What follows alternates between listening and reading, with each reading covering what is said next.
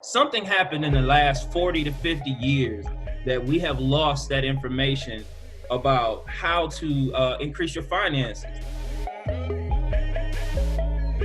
Hello, everybody, and welcome to YBI. We got a new episode for you. We got Roman and Zion here. On YBI, we talk about financial news and how to grow your self-worth and your financial self. So let's get it going. Zion, what we got going on today? Man, today we got another heavy hitter.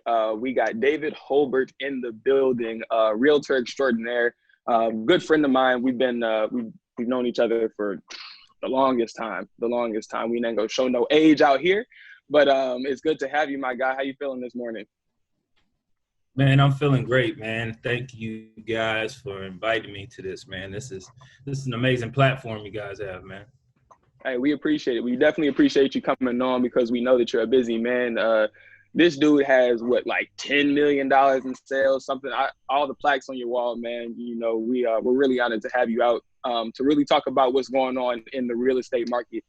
We've done an episode just real basic on everything finance when it comes to owning versus renting real estate, that type of situation. But then we also had a loan officer come on last episode. So if you guys haven't, go back and check out both of those episodes because this is a precursor to all of those.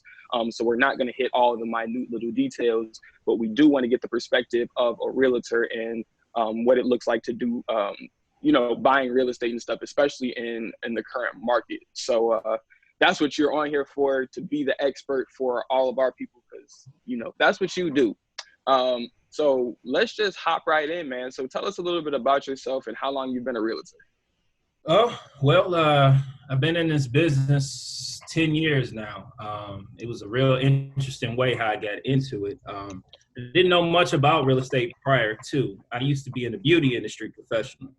I used to sell beauty products and train hairstylists and salons how to run their businesses prior to this.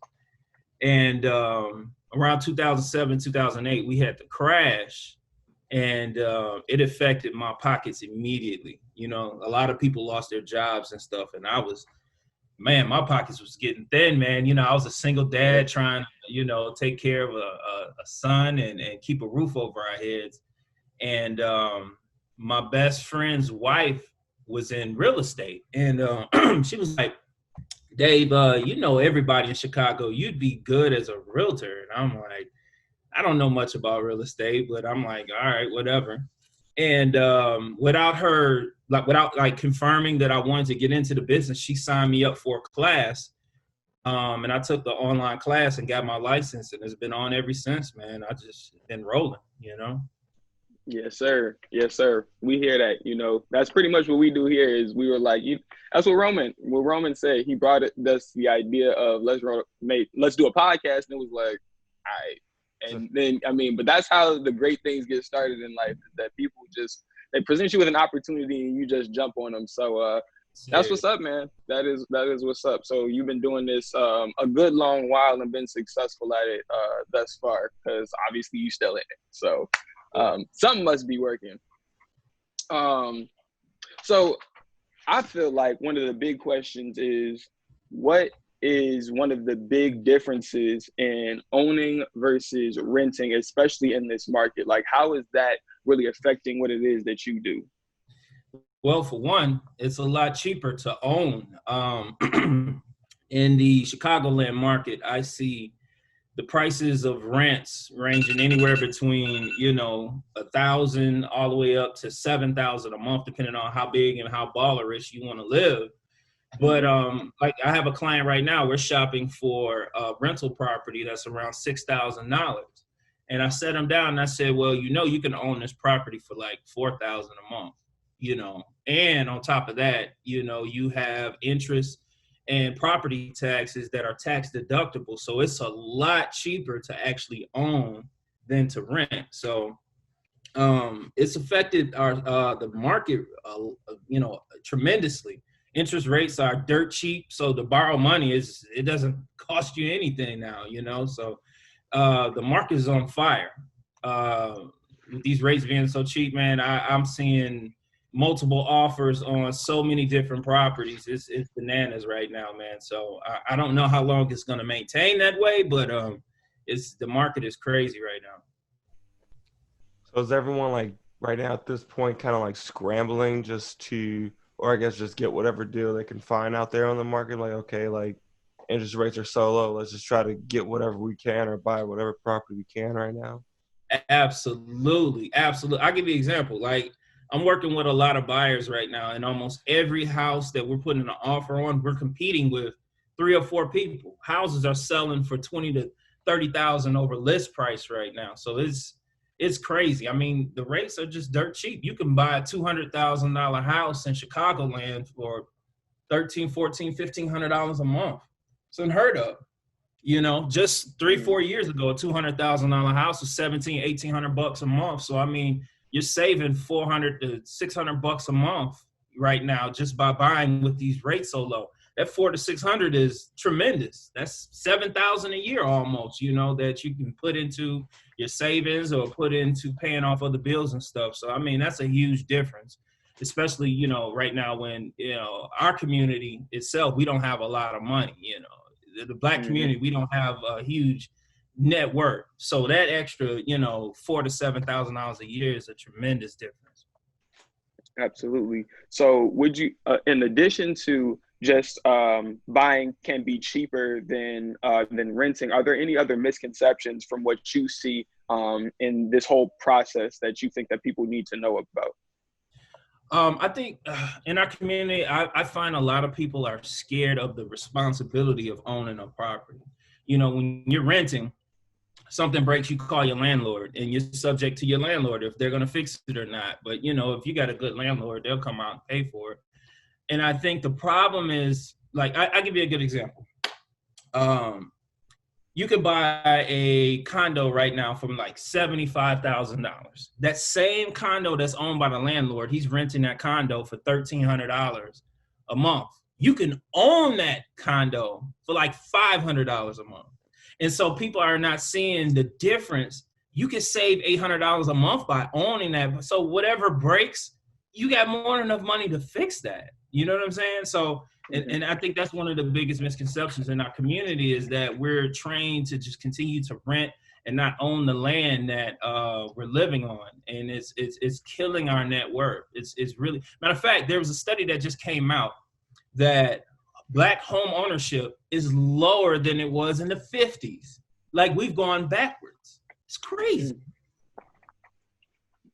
That's insane. Yeah. Roman? I don't know if it's because people like don't want to be locked into just a property, which is not even the case, because even if you buy the condo or buy the home, if you want to move somewhere else, you always can rent it out at that point because you own it. Thank you. Then you hit it right on the head. You know, that same, you know, condo that's costing me $500 a month, if I don't want to live there anymore, I don't have to sell it. I can go move somewhere else and rent it, and I can make $800 a month. And that $800 is going in my pocket or paying for the next house I'm living in. And it's like we have to change our mindset. Something happened in the last 40 to 50 years that we have lost that information about how to increase your finances. I'm seeing a lot of first-time home buyers that should be people who are inheriting property, but, you know, they're still struggling trying to get their first house. And so I could tell you right now, in the last 50 to 60 years, we dropped the ball. We did not educate our youth on finance. We did not educate our youth on home ownership.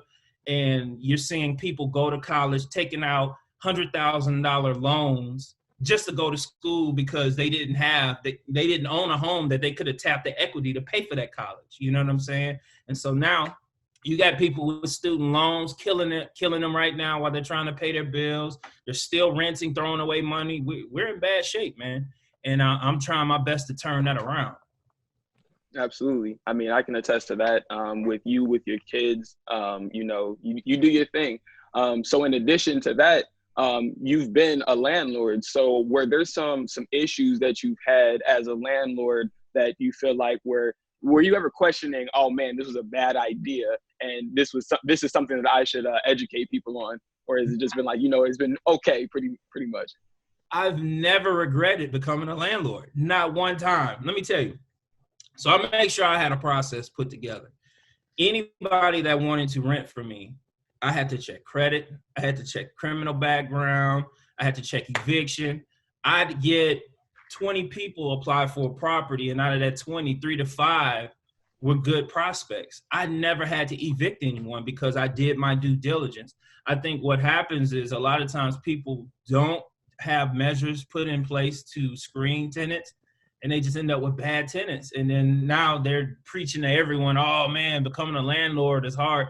It is not hard. I'm gonna tell you, I probably got a call once a year from my tenants about something that may have broke. Maybe like the toilet paper holder, or maybe the water heater need to be replaced. Okay, that's a $500 repair. Big deal. You know what I'm saying?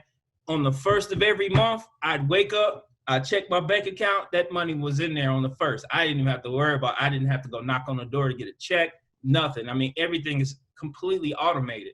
This is the easiest money you will ever make. I mean, you got the choice of waking up and going to a 9 to 5, or you can wake up, check your bank account, and go back to sleep. And I did that a lot as a landlord.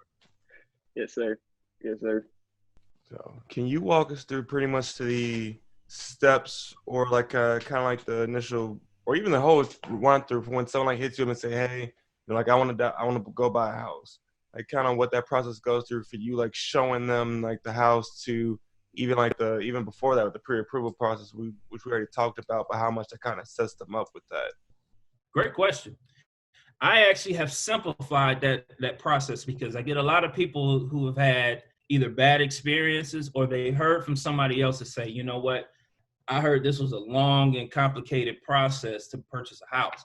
So when they come to me, I let them know, look, this is not that experience. I let them know right up front, look, I'm a different type of realtor. This is going to be an easy process. I ask them a few questions about their background and what they're trying to do, where you want to live at, what kind of house you're looking for. I connect them to my lender, who checks their credit, verifies their income, gives me a pre-approval letter. That's the letter that we use to actually put an offer on a house.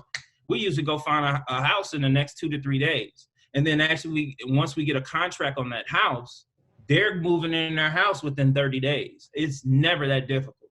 And then, we're living in a time where you can get a mortgage completely online. You're not driving or faxing or any of that stuff. You're actually uploading documents right online from your phone or from your computer. It's so easy to get a mortgage these days. It blows my mind when people say they had bad experiences. I'm just like, well, the difference between having a good experience and a bad experience is 1, having a good realtor, and 2, having a good lender, man. I try to connect myself with the right people. It is almost too easy in the last 8 years to get a mortgage. If you've had a hard time, you're working with the wrong people. Now, did that completely answer your question, or do you want me to go a little bit in more detail? No, that was perfect. Okay. I think that one of the things that we as younger people have done is we kind of did it backwards, where, especially for me, like, I'm in the home buying process. So I was like, all right, cool. I'm going to go look on these websites and find a house first, and then I'm going to come to the realtor. 1, do you feel like that's a good way to do it? And then 2, are the prices on like Zillow and realtor.com accurate and things that we should go by when looking to purchase a home? Well, no to both answers, to get right to it. Right. So I'll tell you why. I have a bone to pick with a lot of these websites that put properties up. What they do is they will list houses that are not only for sale, but they'll list houses that are not for sale. So to a layperson who goes to, I'm not even gonna name the website, but let's just say website A, and it says, okay, do you want to look at houses for sale, foreclosures, and all this other stuff? You click all that stuff, and it looks like they have more properties to show than a realtor. But the problem is the language. A foreclosure is not a house that's for sale. A foreclosure is the action that a bank takes to take possession from a house from a person who's not paying the bill. The problem is we call those foreclosures, but really they're real estate owned properties, the ones that the bank has taken back and then put on the market for sale. So you can go on website A and it's got a million different foreclosures, and you're like, man, why can't I buy these properties? Well, they're not listed for sale. That the problem is these people have not paid their bill. And so a public record has been filed against them by the bank that says they're taking a foreclosure action. So it looks like website A has a million more houses than a realtor has to offer, but it's totally not true. So a lot of times I find myself telling people who text me these addresses from these websites, none of this is for sale. You know, you could be waiting years for this particular house to go to market because they're in court right now fighting over this house, you know? So I would say research and find a good realtor first. I know this podcast is going to go all over the country, so I'm not just going to say call me directly, but if you're in the state of Illinois, definitely call Dave. But anyway, you know, you want to get in touch with a reputable realtor who's going to care about, you know, one, what are you looking for? Do you need a 3-bedroom, 4-bedroom, 5-bedroom house? What type of house are you looking for? Does the basement need to be finished? Okay, what location are you looking in? You know, you want somebody that's going to take the time to find, you know, more specific details of what you're looking for. And then most importantly, keep you within budget. A lot of times you go on these websites and the website has a 5-bedroom, enormous 4,000 square foot house and it's $300,000, and then the website A says the monthly payment is $900 a month, and that's definitely not true. Their calculations are completely off. And I'm a math nerd, so what I do with my clients is I will show them on a mortgage calculator how much that house actually costs.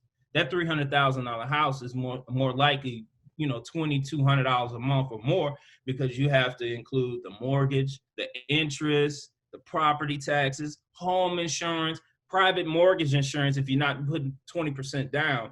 And so these websites don't calculate all that. So they're sending people on dummy missions, you know, telling their realtor, I want to look at $300,000 houses, but I got a budget of $1,000 a month. Sorry, you're not going to be able to buy this. We need to go look at something else that's in your budget. So yeah, the information that's on the internet, 80% of the time is completely wrong. Makes sense. So in terms of when people are trying to purchase a home, for you specifically, what are some things that you feel like they need? If I said, hey, Dave, I want to buy a house right now today, what do you need for me to make that process pretty much seamless for you? For one, if you have access to the internet, it's super easy. You need bank statements, 2 months bank statements, 2 years of tax returns, your W-2s, and usually you can get that easily from your tax preparer. They have to keep those records. So if you don't have them, all you got to do is call whoever does your taxes and they have a copy of that. Copy of your ID, and I mean that's pretty much the gist of it. Little stuff that the bank may ask for, they'll give you a list of those items, but that's the main stuff. They want proof that you're working, that you do have income, and that you do have your down payment. Yeah, for sure. Perfect. So is there ever a good time to buy a home? Like, what do you feel like would be the best time? All year round. All the time. Yeah, I mean it's cheaper than renting. It doesn't matter what the market looks like. If you can find a good deal, get it.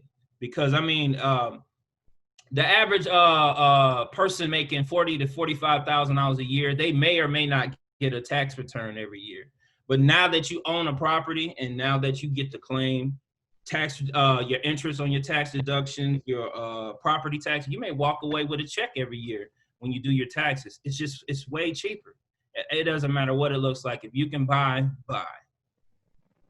But buy well and buy smart. So it's not about always buying the biggest house. It's buying and staying within your means. That is the actual key to getting ahead. I mean, if you can buy a $75,000, $100,000 house as your first house, you're winning, because you know your house note is $700 to $1,000 a month right there. You're not killing yourself to make that monthly payment every month. So buy smart. And I know that's probably there's some realtors that's going to scream when they see this because they're greedy and they want to sell, but that's not how I get down. I teach being responsible. Well, that's quality right there, because then you have a first-time home buyer who might be only buying a $150,000 house, but once they save some money up, get some equity, and they're ready to buy a $500,000 house or more expensive, who they gonna call? They the gonna dude call who you. put they don't call the person that put them in the first house like that. So that's perfect. You want to build people up for success in that sense, and that's how you should do it.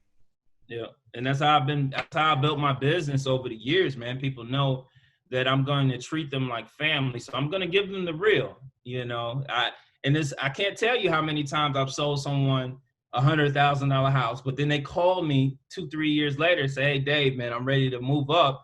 Can you help me find a tenant for this other house?" I mean, just doing the right thing gets you ahead every time, man. You'd be amazed at how many calls I get every week because people have fired their realtor because they were inexperienced or they were greedy. That's the way to do it. So what advice would you give your younger self in terms of financial intelligence and owning property at a younger age? Don't buy that expensive car. Yeah. Expensive clothes don't matter. Oh man, I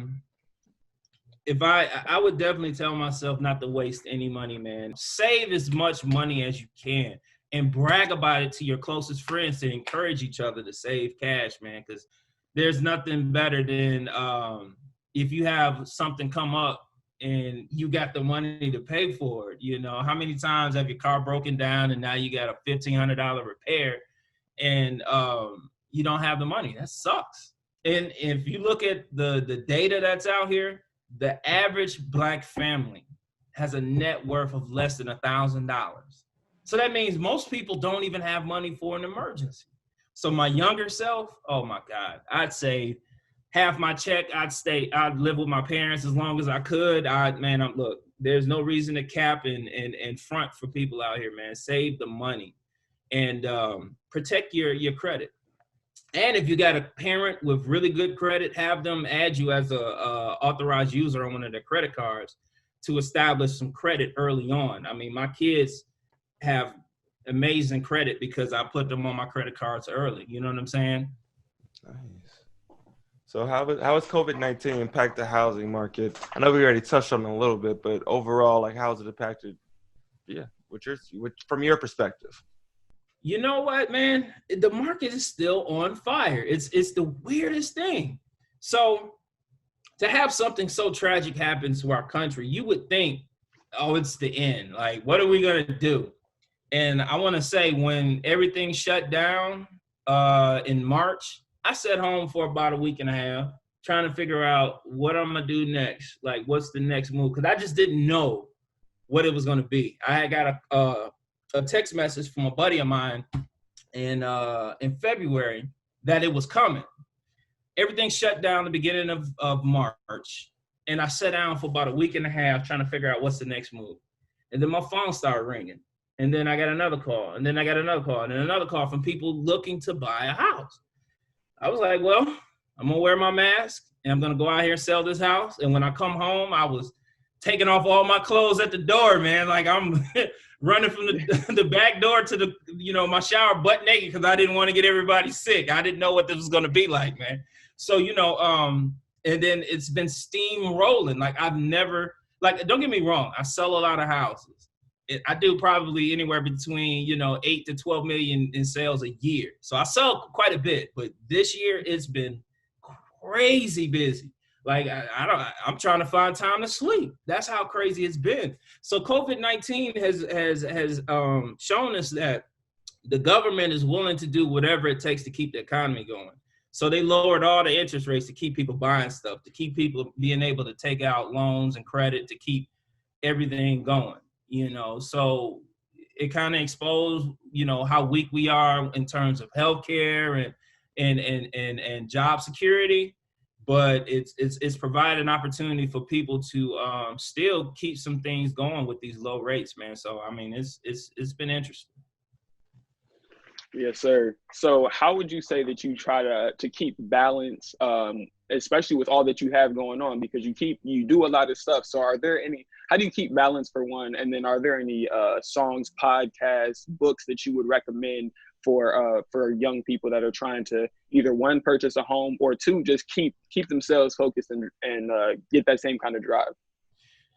Ooh, man, that was a couple questions in that one. It was. It was. So I try to maintain some type of normalcy with my family, so I'll set aside some time just for us throughout the day. Like I might set, you know, after 6 p.m. to whatever, I gotta go do something with my kids or with my wife or whatever. Still set aside date night. Try to keep some things going. As far as education, I would say, interesting enough, YouTube. You can find a lot of information on YouTube, but try to find the smartest people that, the most well-known people so you can get some good information. Because there's a lot of self-help people who just know, they suck. They're just repeating things that they heard somebody else say. You can tell they don't have a real understanding of the information. So we're trying to sell you a class at the same time. Click the link below, and then we'll sign you up for 2 free classes and pay $500 to get the full lesson. Right. So know people is the name of the game. Know people that know things and work together. I think that's a big thing that doesn't happen, is that we don't collaborate well. We don't say, you know what, there's somebody that has information that I don't have and that I could use, and I need to ask them for that information. So that's why we reach out to people like yourself, because we know that we don't know everything, and we know that you guys have information that, one, we need, and two, our audience could really use. So that's exactly what this platform is all about. So kudos to Roman for getting this whole process started. And what's up? I wanted to add something to this. Here's another thing. I look at a lot of credit reports every week because I do credit repair for free for a lot of people, probably 100 plus people a year, because we don't have access to that information. So I just donate my time. Let me tell you one of the biggest obstacles to purchasing property: car notes. If I want your audience to know anything, please don't get that Beamer, don't get that Escalade, don't get those car notes. Yeah, go back and watch the videos that we talk about investing in self. We talk about how to make the smart decisions. Right. That's really important. So I'm done with questions. Roman, anything else, my guy? I think that's it. I've hit everything. We hit quite a few things. Well, Dave, thank you so much for coming on the show, man. So much information, knowledge, and we appreciate it. We appreciate it. Absolutely, man. Anytime. We're in the works on getting that next program going. So you guys will probably be seeing his face again, which will be super exciting. We got a lot more in store for you guys. Roman, anything else? Oh, that's it. We're gonna leave Dave's information at the bottom for you guys. Any links to any of the info we talked about is gonna be down below. Like, share, and subscribe for all of us here. Thank you guys. And as always, you guys know what it is. We may be young and we may even be broke, but we are always investing. Remember that, guys. Till next time. Thank you. Hey everybody, thank you for listening to Young Broken Investing. We just want to let you know that these are the opinions of the hosts. Are not meant to be the basis of any security purchases or investments. We're trying to give a little information out there for everybody, and have fun and be safe.